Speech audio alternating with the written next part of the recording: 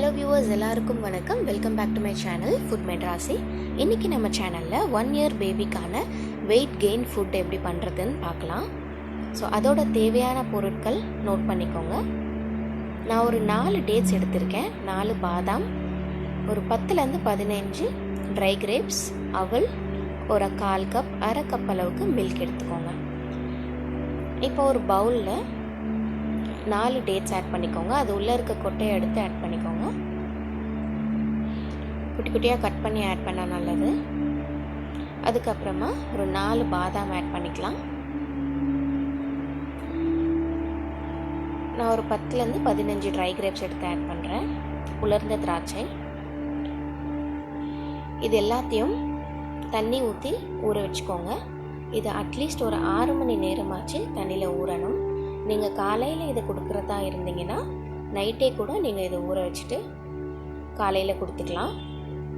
So இப்போ தண்ணி ஊற்றி ஒரு 6 மணி நேரமாச்சு நீங்கள் இதை ஊற வைக்கணும். இப்போ இதை தனியாக எடுத்து வச்சுக்கலாம். இப்போ 6 மணி நேரம் ஆயிடுச்சு. 1/4 கப் அளவுக்கு அவல் எடுத்துக்கோங்க தனியாக. அதில் கொஞ்சமாக தண்ணி ஊற்றிக்கோங்க.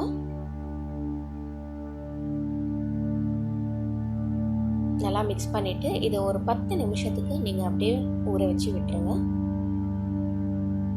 அப்போ தான் உங்களுக்கு அந்த ட்ரைனஸ்லாம் இருக்காது, தண்ணிலாம் நல்லா அப்சர்வ் பண்ணிக்கும்.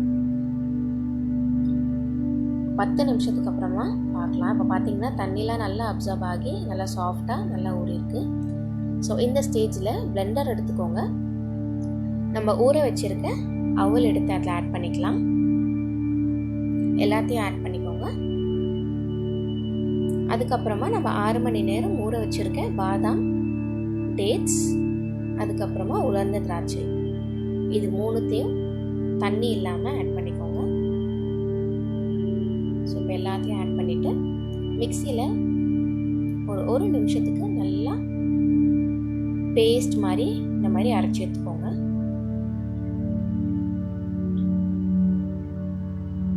ஸோ நல்லா ஊறினா தான் உங்களுக்கு இந்த மாதிரி பேஸ்ட் மாதிரி வரும், இல்லைனா அவல் வந்து ரொம்ப ட்ரையாக அங்கங்கே இருக்கும். அதுக்கப்புறமா ஒரு சாஸ்பேனில் இந்த மாதிரி ட்ரான்ஸ்ஃபர் பண்ணிவிடுங்க. ஒரு அரை கப் அளவுக்கு பால் ஊற்றிக்கோங்க அதில். ஸோ நல்லா ஸ்டிர் பண்ணிவிட்டு ஒரு 5 நிமிஷத்துக்கு நல்லா கொதிக்க விடுங்க. ஸோ நம்ம இதில் ஆட் பண்ணுற இன்க்ரீடியன்ட்ஸ் எல்லாமே குழந்தைங்களுக்கு நல்லது. டேட்ஸ் பார்த்திங்கன்னா போன்ஸ் அவ்வளோ ஸ்ட்ரென்த்தாக வச்சுக்கும்.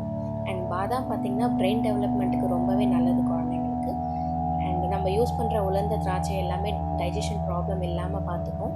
ஸோ இது 3மே இம்யூனிட்டியை பூஸ்ட் பண்ணக்கூடிய ஃபுட்டு தான் இது. ஸோ இது தாராளமாக நீங்கள் டெய்லி கொடுக்கலாம் குழந்தைங்களுக்கு. ஸோ அவல் பார்த்திங்கன்னா ரொம்பவே நல்லது, ஃபைபர் கண்டென்ட் உள்ளது அது. ஸோ இது 3மே பிரெயின் டெவலப்மெண்ட்டுக்கு அவ்வளோ நல்லது. எல்லாத்துலேயும் அயன் கண்டென்ட்டும் ரொம்ப அதிகமாக இருக்கும். ஸோ அவ்வளோதாங்க.